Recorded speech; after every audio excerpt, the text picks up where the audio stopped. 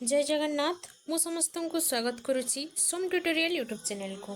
तो पिला माने आज आम आलोचना करबा आमर जो ओडिया ऑप्शनल यूनिट 1 रो तृतीय कविता धीरे राधा करधरी जार कवि होचंती विदग्ध कवि अभिमन्यु सामंत सिंहार। तो कविता आलोचना करबा पूर्व प्रथम आम कवि परिचय संपर्क में जानिबा।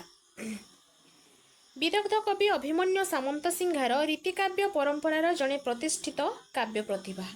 वैष्णव काव्य तत्व प्रेम भावना कवित्व पांडित्य और रसिकतार से जड़े अनन्य रसमय कवि। तो ये जो रीति जुग पिला माने रही ओडिया साहित्य रे जोटा कि 1650 रु केते 1850 मसीहा पर्यंत ये जो समय सीमा को आम कौन कहे रीति जुग बोली कहे।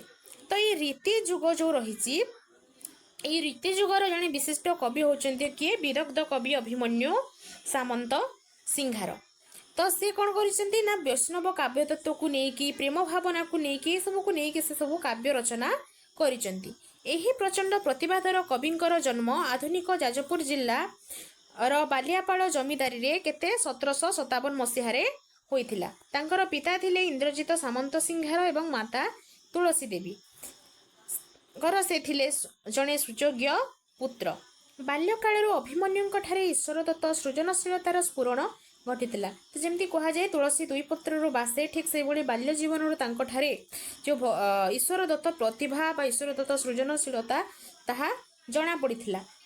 प्रतिभार उतरण होइथिला परम वैष्णव कवि सदानंद कवि सूर्य ब्रह्मांकर शिष्यत्व ग्रहण कला परे। तो से कहार शिष्यत्व ग्रहण करथिले कवि सदानंद कवि सूर्य ब्रह्मांकर।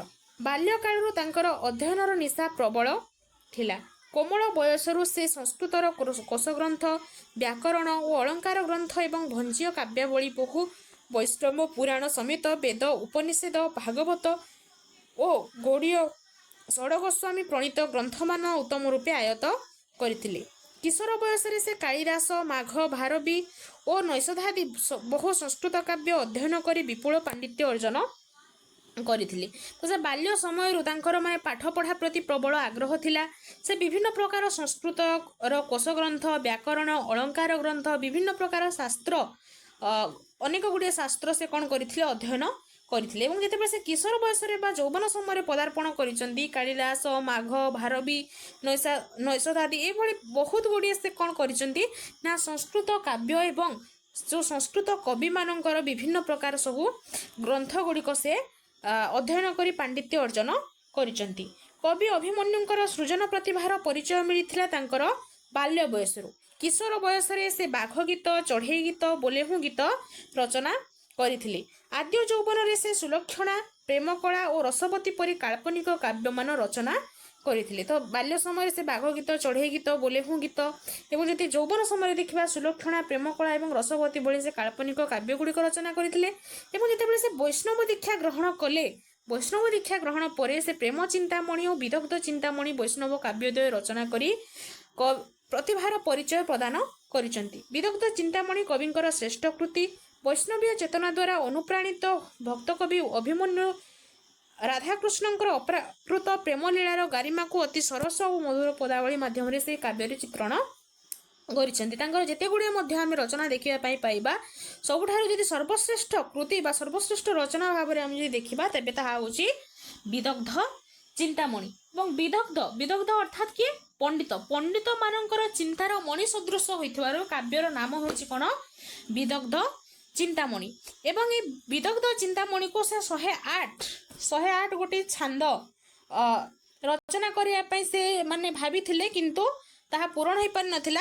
मात्र 96 टी छंद से रचना करि पारिथिले। एवं सेथि मध्यरु 75तम छंद हेउची हमर आलोचनार जो कविता रही धीरे राधा करधरी।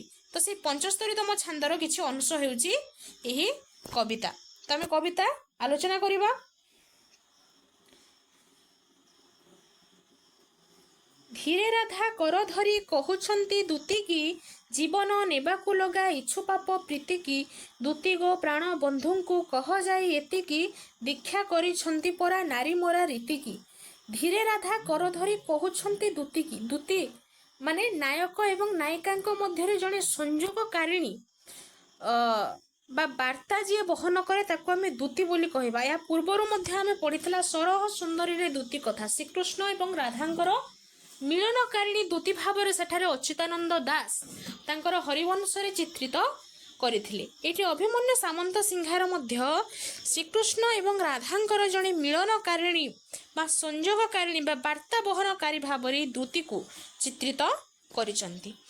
ତ ଯେତେବେଳେ ବୃନ୍ଦାବନରେ ବସନ୍ତ ଋତୁର ଆଗମନ ହୋଇଛି, ଯେଉଁ ଆମର 6ଗୋଟି ଋତୁ ସେଥିମଧ୍ୟରୁ ଆମେ ବସନ୍ତ ଋତୁକୁ କ'ଣ ଋତୁରାଜ ବୋଲି କହିଥାଉ ବା ବସନ୍ତ ରାଜ ବୋଲି ମଧ୍ୟ କହିଥାଉ। କାରଣ ଯେଉଁ 6ଗୋଟି ଋତୁ ମଧ୍ୟରେ ଶ୍ରେଷ୍ଠ ହେଉଛି ବସନ୍ତ ଋତୁ। এই ବସନ୍ତ ଋତୁରେ ଯେଉଁ ବୃନ୍ଦାବନରେ ଯେତେବେଳେ ବସନ୍ତ ଋତୁ ଆସିଛି, ତ ଶ୍ରୀକୃଷ୍ଣଙ୍କର ବିରହରେ ରାଧାଙ୍କର ମନର ଯେଉଁ ବେଦନା ତାହା ଦୂତୀଙ୍କ ନିକଟରେ ସେ ପ୍ରକାଶ କରୁଛନ୍ତି ଏବଂ ତାହା ଶ୍ରୀକୃଷ୍ଣଙ୍କୁ ଯାଇ ଜଣାଇବା ପାଇଁ କହୁଛନ୍ତି। ତାହା ହେଉଛି ଏଇ ଯେଉଁ କବିତାର ମୁଖ୍ୟ ଉପଜୀବ୍ୟ। ତ ଧୀରେ ରାଧା କର ଧରି କହୁଛନ୍ତି ଦୂତୀକି। ରାଧା କ'ଣ କରିଛନ୍ତି? କର ଧରି ଅର୍ଥାତ୍ ହାତ ଧରି, ଦୂତୀର ହାତ ଧରିକି ସେ କ'ଣ କହୁଛନ୍ତି? ଜୀବନ ନେବାକୁ ଲଗା ଇଚ୍ଛୁ ପାପ ପ୍ରୀତିକି। ତ ଦୂତୀ ଯିଏ ରାଧାଙ୍କର କଥା କୃଷ୍ଣଙ୍କ ନିକଟରେ ଏବଂ କୃଷ୍ଣଙ୍କର କଥା ରାଧାଙ୍କ ନିକଟରେ ବଖାଣି ତାଙ୍କ ମଧ୍ୟରେ ଗୋଟିଏ ପ୍ରେମର ଯୋଗସୂତ୍ର ରକ୍ଷା କରିଥିଲା। ତ ସେ ରାଧା କହୁଛନ୍ତି ସେଇ ଦୂତୀକୁ ଯେ ତୁ ଏ ଯେଉଁ ପାପ ପ୍ରୀତିକି ଅର୍ଥାତ୍ ତାଙ୍କୁ ଯେଉଁ ପ୍ରେମ ରାଧା ଏବଂ କୃଷ୍ଣଙ୍କ ମଧ୍ୟରେ ଯେଉଁ ସୃଷ୍ଟି ହୋଇଥିବା ପ୍ରେମ ତାଙ୍କୁ ପାପ ଭଳି ମନେ ହୋଇଛି ଏବଂ ସେ ଦୂତୀକୁ କହୁଛନ୍ତି ତୁ କ'ଣ ମୋର ଜୀବନ ନେବା ପାଇଁ ଆମ ଦୁହିଁଙ୍କ ମଧ୍ୟରେ ଏଇ ପ୍ରେମ ସଂଯୋଗ ପ୍ରେମ ସ୍ଥାପନ କରୁଛୁ? ଦୂତୀ ଗୋ ପ୍ରାଣ ବନ୍ଧୁଙ୍କୁ କହ ଯାଇ ଏତିକି ଦୀକ୍ଷା କରିଛନ୍ତି ପରା ନାରୀ ମରା ରୀତିକି। ଦୂତୀ ତୁ ଯାଇକି ପ୍ରାଣବନ୍ଧୁଙ୍କୁ ଅର୍ଥାତ୍ ଶ୍ରୀକୃଷ୍ଣଙ୍କୁ ଯାଇକି କହ, କ'ଣ କହ ନା ଦୀକ୍ଷା କରିଛନ୍ତି ପରା ନାରୀ ମରା ରୀତିକି। ନାରୀମାନଙ୍କୁ ମାରିବାର ବ୍ରତ ଗ୍ରହଣ କରିଛନ୍ତି କିଏ? ଶ୍ରୀକୃଷ୍ଣ। ଯାହା ସେ ବୋଇଲେ ତାହା ସତ ବୋଲି ହେବ କି କିଣିଥିଲେ ପୁଣି ବିନା ସନ୍ତେ କେହି ସେବ କି। ଦୂତୀ ଗୋ ଦୟା ନିଧିଙ୍କି ପଚାର ଏ ବିଧିକି ଅବିଧିକି କଲେ ଅର ଯିବେ କେଉଁ ନିଧିକି। ତ କ'ଣ କହୁଛନ୍ତି? ଯାହା ସେ ବୋଇଲେ ତାହା ସତ ବୋଲି ହେବ କି? ଯାହା ସେ କହିଲେ ତାହା କ'ଣ ସତ୍ୟ? କିଣିଥିଲେ ପୁଣି ବିନା ସନ୍ତେ କେହି ସେବକୀ। ଯଦି ସେ ଯେଉଁ ସେବକୀ ବା ଯେଉଁ ଦାସୀଙ୍କୁ ଜଣେ କିଣିଥିବା ଦାସୀ ବା ସେବକୀକୁ କିଏ ବିନାଶ କରେ, କିଏ କ'ଣ ହତ୍ୟା କରେ? ଦୂତୀ ଗୋ ଦୟାନିଧିଙ୍କି ପଚାର ଏ ବିଧିକି। ଦୟାନିଧି ଅର୍ଥାତ୍ ଶ୍ରୀକୃଷ୍ଣଙ୍କୁ ଯାଇକି କ'ଣ ତୁମେ କ'ଣ କର? ଏଇ ପଚାର, ଏହା କ'ଣ ନ୍ୟାୟସଙ୍ଗତ, ଏହା କ'ଣ ଯୁକ୍ତିସଙ୍ଗତ? ଅବିଧିକି କଲେ ଅର ଯିବେ କେଉଁ ନିଧିକି। ଯଦି ସେ ଅବିଧି କରନ୍ତି, ଏ ପ୍ରକାର ଅନ୍ୟାୟ କରନ୍ତି, କିଣା ଦାସୀକୁ ସେ ଯଦି ହତ୍ୟା କରନ୍ତି, ତାହେଲେ ସେ କେଉଁ ଅର ଯିବେ କେଉଁ ନିଧିକି। ସେ କେଉଁ ନିଧି ଅର୍ଥାତ୍ ସମ୍ପଦ, ସେ କେଉଁ ସମ୍ପଦ, କେଉଁ ସୁଖ, କେଉଁ ଯଶ ସିଏ ଅର୍ଜନ କରିବେ। ଶ୍ରୀଚରଣେ ଦେହ ପ୍ରାଣ ବିକି ଅଛି ମୁହିତ, ତାଙ୍କ ଅନୁଗ୍ରହ ସିନା ମୋକପାଳେ ଲିହିତ। ଦୂତୀ ଗୋ ଧନକୁ କହ ଆନଗତି ନାହିଁ ତ, ଦିବ୍ୟଚିତେ ବିଚାରନ୍ତୁ ଯେ ଯାହାକୁ ବିହିତ। ତ ଶ୍ରୀଚରଣେ ଦେହ ପ୍ରାଣ ବିକି ଅଛି ମୁହିତ। ତ ଶ୍ରୀରାଧା କ'ଣ କହୁଛନ୍ତି ଦୂତୀକୁ ନା ମୁଁ ଶ୍ରୀକୃଷ୍ଣଙ୍କର ଶ୍ରୀଚରଣରେ ତାଙ୍କର ପାଦ ପଦ୍ମରେ ମୁଁ ମୋର କ'ଣ କରିଛି? ଦେହ ପ୍ରାଣ ବିକି ଦେଇଛି, ଅର୍ଥାତ୍ ମୁଁ ମୋର ଜୀବନର ସର୍ବସ୍ୱ ତାଙ୍କ ପାଖରେ ସମର୍ପଣ କରିଦେଇଛି। ତାଙ୍କ ଅନୁଗ୍ରହ ସିନା ମୋକପାଳେ ଲିହିତ। ତାଙ୍କ ଅନୁଗ୍ରହ, ତାଙ୍କର କୃପା କ'ଣ ମୋ କପାଳରେ ଲିହିତ, ମୋ କପାଳରେ ଲିହିତ ଅର୍ଥାତ୍ ଲେଖାଯାଇଛି। ଦୂତୀ ଗୋ ଧନକୁ କହ ଆନଗତି ନାହିଁ ତ। ତାଙ୍କୁ ଛାଡ଼ିଦେଲେ ମୋର ଅନ୍ୟ କୌଣସି ଉପାୟ ନାହିଁ। ତାଙ୍କୁ ଯାଇକି କହ ଦିବ୍ୟଚିତେ ବିଚାରନ୍ତୁ ଯେ ଯାହାକୁ ବିହିତ। ଥରେ ସେ ନିର୍ମଳ ମନରେ, ଦିବ୍ୟଚିତ ଅର୍ଥାତ୍ ନିର୍ମଳ ମନରେ ସେ କ'ଣ କରନ୍ତୁ? ବିଚାର କରନ୍ତୁ ଏ କଥାକୁ ଯେ ସେ ଉଚିତ କରୁଛନ୍ତି ନା ଅନୁଚିତ କରୁଛନ୍ତି। ଚନ୍ଦ୍ର ବିନା ଚକୋରକୁ ଆନଗତି ନାହିଁ କି, ବନ ବିନା ମିନ ଦିନ ନେବ ପୁଣି କାହିଁକି। ଦୂତୀ ଗୋ କହିବୁ ଯାଇ ସେ ନାଗର ମଣିକି, ଦାସୀକି ପକାଇ ଦେଲେ କାମ ସିନ୍ଧୁ ପାଣିକି। ଚନ୍ଦ୍ର ବିନା ଚକୋରକୁ, ଚକୋର ଅର୍ଥାତ୍ ଗୋଟିଏ ପକ୍ଷୀ, ଚନ୍ଦ୍ର ବିନା ସେ ଚକୋର ପକ୍ଷୀର ଅବସ୍ଥା ଯାହା ହୋଇଥାଏ, ଚକୋର ସହିତ ମାନେ ଚକୋର ସବୁବେଳେ ଚନ୍ଦ୍ର କିରଣକୁ ଅପେକ୍ଷା କରିଥାଏ। ତ ଚନ୍ଦ୍ର ବିନା ଚକୋର ପକ୍ଷୀର ଅବସ୍ଥା ଯାହା, ବନ ବିନା ମିନ ଦିନ ନେବ ପୁଣି କାହିଁକି। ବନ ଅର୍ଥାତ୍ ପାଣି, ପାଣି ବିନା ମିନ ବା ମାଛର ଅବସ୍ଥା ଯାହା, ଶ୍ରୀକୃଷ୍ଣଙ୍କର ବିନା ରାଧାଙ୍କ ଅବସ୍ଥା ତାହା।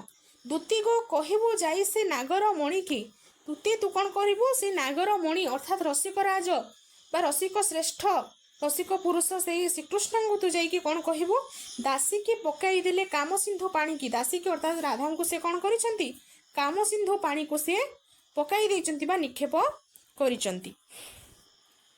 ନିରବଧି ହୃଦୟକୁ କାମଦେବ ଦହିବ, ଅବଳା ମାତ୍ରକେ ତେ ଦାଉ କେହି ସହିବ। ଦୂତିଗ ଶ୍ୟାମ ବନ୍ଧୁଙ୍କୁ ଏତେ ମାତ୍ର କହିବ, ପୋଷିଲା ଦାସୀ ନାସିଲେ କେଉଁ ଯଶ ରହିବ। ନିରବଧି ହୃଦୟକୁ କାମଦେବ ଦହିବ, ନିରବଧି ଅର୍ଥାତ୍ ସର୍ବଦା ସବୁବେଳେ ତାଙ୍କ ହୃଦୟକୁ କ'ଣ ହେଉଛି ନା କାମଦେବ ଦହିବ, କନ୍ଦର୍ପର ପୀଡ଼ା ସବୁବେଳେ ଅନୁଭବ କରୁଛନ୍ତି କିଏ, ଶ୍ରୀରାଧା। ଅବଳା ମାତ୍ରକେ ଏତେ ଦାଉ କେହି ସହିବ, ଅବଳା ମାନେ ବଳହୀନା ନାରୀ, ମାତ୍ରକେ ଏତେ ଦାଉ କେହି ସହିବ। ଏ ଯେଉଁ ଅବଳା ବା ଶକ୍ତିହୀନା ନାରୀ ଆଉ କେତେ ଏ କନ୍ଦର୍ପର ପୀଡ଼ା ସହ୍ୟ କରିପାରିବ। ଦୂତିଗ ଶ୍ୟାମ ବନ୍ଧୁଙ୍କୁ ଏତେ ମାତ୍ର କହିବ, ଶ୍ରୀକୃଷ୍ଣଙ୍କୁ ଯାଇକି ଏତିକି କହିବ କ'ଣ, ପୋଷିଲା ଦାସୀ ନାସିଲେ କେଉଁ ଯଶ ରହିବ। ଯେଉଁ ଦାସୀ ଯେଉଁ ସେବକୀକୁ ସେ ପୋଷିଛନ୍ତି ସେହି ଦାସୀକୁ ନାସିଲେ ବା ହତ୍ୟା କଲେ ତାଙ୍କର କେଉଁ ଯଶ ଏଇ ଜଗତରେ ବା ଏ ସଂସାରରେ ସେ କେଉଁ ଯଶ କୀର୍ତ୍ତି ଅର୍ଜନ କରିବେ। ବିଦେହ ପଥ ସଂଖାଳି ପ୍ରାଣଧନ ହୋଇବ, କାହାକୁ କି ହେବ କହି ସବୁ କଲା ଦଇବ। ଦୂତିଗ କହିବୁ ଦାସୀ ଗୁଣକୁ ନ ଗାଇବ, ନିଲକ୍ଷଣୀ ପାଇଁ କିମ୍ବା ଏତେ ଦୁଃଖ ପାଇବ। ବିଦେହ ପଥ ସଂଖାଳି ପ୍ରାଣଧନ ହୋଇବ, ଅର୍ଥାତ୍ ସେ ଯଦି ବିଦେହ ଅର୍ଥାତ୍ ମୃତ୍ୟୁକୁ ଯଦି ସେ ପ୍ରାପ୍ତ କରନ୍ତି, ବିଦେହ ପଥକୁ ଯଦି ସେ ଯାତ୍ରା କରନ୍ତି, ତେବେ କାହାକୁ କି ହେବ କହି ସବୁ କଲା ଦଇବ। ସେ କାହାରିକୁ ଦୋଷ ଦେଇପାରିବେ ନାହିଁ, କାରଣ ତାଙ୍କ ପାଇଁ ବିଧାତା ବା ଦୈବଙ୍କର ନିଷ୍ପତ୍ତି ବୋଲି ସେ ଗ୍ରହଣ କରିନେବେ, ସେ କାହାକୁ କିଛି କହିପାରିବେ ନାହିଁ। ଦୂତିଗ କହିବୁ ଦାସୀ ଗୁଣକୁ ନ ଗାଇବ, ଦୂତିଙ୍କୁ ସେ କ'ଣ କହୁଛନ୍ତି, ତାଙ୍କୁ ଯାଇକି କହିବୁ ଏଇ ଦାସୀର ଗୁଣକୁ ସେ ଆଉ ଗାଇବେ ନାହିଁ। ନିଲକ୍ଷଣୀ ପାଇଁ କିମ୍ବା ଏତେ ଦୁଃଖ ପାଇବ, ନିଲକ୍ଷଣୀ ଅର୍ଥାତ୍ ଭାଗ୍ୟହୀନା ନାରୀଟିଏ ପାଇଁ ସେ କ'ଣ ପାଇଁ ଏତେ ଦୁଃଖ ପାଇବେ। ସ୍ନେହ ପରାଧୀନେ ଗୁଣ ଗ୍ରାହୀ ତାପ ବଢ଼ିବ, ତା ଭାବି ଜୀବନ ଗଲେ ଦୁଃଖ ପଙ୍କେ ସଢ଼ିବ। ଦୂତିଗ କୃଷ୍ଣଙ୍କର ପ୍ରେମ ଲୋଭ ରୀତି ଭାଙ୍ଗିବ, ନହିଲେ ମୋହରି ପରା ପ୍ରେମଭୂତ ଲାଗିବ। ତ ସେ ଆଉ କ'ଣ ହେବେନି, ସ୍ନେହ ବା ପ୍ରେମର ସେ ପରାଧୀନ ହେବେନି। ଗୁଣଗ୍ରାହୀ ତାପ ବଢ଼ିବ, ନହେଲେ କ'ଣ ହେବ, ଗୁଣଗ୍ରାହୀ ଅର୍ଥାତ୍ ଯେ ଗୁଣକୁ ଗ୍ରହଣ କରନ୍ତି, ଶ୍ରୀକୃଷ୍ଣଙ୍କ ଉଦ୍ଦେଶ୍ୟରେ ଏଠାରେ କୁହାଯାଇଛି ସେ ଆଉ ସ୍ନେହର ପରାଧୀନ ହେବେନି, ନହେଲେ କ'ଣ ଗୁଣଗ୍ରାହୀର ତାପ ବଢ଼ିବ। ତାପ ଅର୍ଥାତ୍ କଷ୍ଟ, ସେ ଆହୁରି କଷ୍ଟ ପାଇବେ।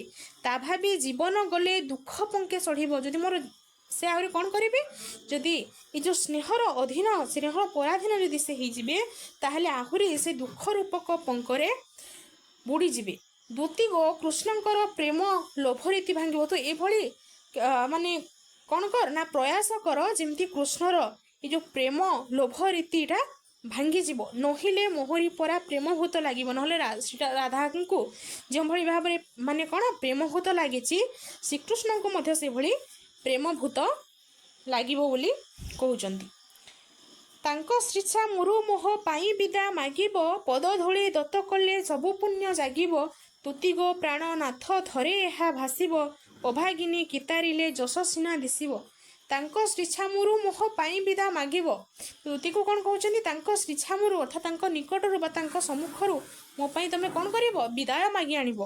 ପଦ ଧୂଳି ଦତ୍ତ କଲେ ସବୁ ପୁଣ୍ୟ ଜାଗିବ, ଆଉ କ'ଣ କରିବ, ତା ସାଙ୍ଗରେ ତାଙ୍କର ପାଦ ଧୂଳି ଦତ୍ତ କଲେ ଅର୍ଥାତ୍ ଶ୍ରୀକୃଷ୍ଣ ଯଦି ଦେବେ, ତାହେଲେ ତାହା ମୋ ପାଇଁ ସବୁଠାରୁ କ'ଣ ପୁଣ୍ୟର କଥା, ମୋ ପୁଣ୍ୟ ଜାଗ୍ରତ ହେବ, ତାହା ମୋ ପାଇଁ ସୌଭାଗ୍ୟର କଥା। ଦୂତିଗ ପ୍ରାଣନାଥରେ ଥରେ ଏହା ଭାସିବ, ପ୍ରାଣନାଥ ଅର୍ଥାତ୍ ଶ୍ରୀକୃଷ୍ଣଙ୍କୁ ଥରେ ଏହା ଭାସିବ, ଥରେ ଏହା କହିବ। ଅଭାଗିନୀ କିତାରିଲେ ଯଶ ସିନା ଦିଶିବ, ଅଭାଗିନୀ ଅର୍ଥାତ୍ ଏ ଭାଗ୍ୟହୀନା ନାରୀକୁ ତାରିଲେ ବା ମୁକ୍ତି ପ୍ରଦାନ କଲେ ଏହି ସାରା ସଂସାରରେ ତାଙ୍କର ଯଶ କୀର୍ତ୍ତି ରହିବ। ତ ପିଲାମାନେ ଆଶା କରୁଛି ଆଜି ଯେତିକି ବି ଆମେ ଆଲୋଚନା କଲେ ତ ସେଗୁଡ଼ିକ ତୁମେମାନେ ବୁଝିପାରିଥିବ। ତ ଭିଡ଼ିଓଟି ଯଦି ଭଲ ଲାଗିଛି ତାହେଲେ ଲାଇକ୍ କରିବେ, କମେଣ୍ଟ କରିବେ ଆଉ ସାଙ୍ଗସାଥିମାନଙ୍କ ସହିତ ସେୟାର କରିଦେବ ଏବଂ ସୋମ ଟ୍ୟୁଟୋରିଆଲ୍ ୟୁଟ୍ୟୁବ୍ ଚ୍ୟାନେଲକୁ ସବସ୍କ୍ରାଇବ୍ କରିଦେବ, ଯାହାଫଳରେ ଆଗକୁ ଯାହା ବି ନୂଆ ଭିଡ଼ିଓ ଆସୁଛି ସର୍ବପ୍ରଥମେ ତୁମମାନଙ୍କଠାରେ ନୋଟିଫିକେସନ୍ ପହଞ୍ଚିଯିବ। ତ ପିଲାମାନେ ପୁଣି ଦେଖା ହେବା ଆଉ ଗୋଟେ ନୂଆ ଭିଡ଼ିଓରେ। ଆଜି ପାଇଁ ରହୁଛି, ଜୟ ଜଗନ୍ନାଥ।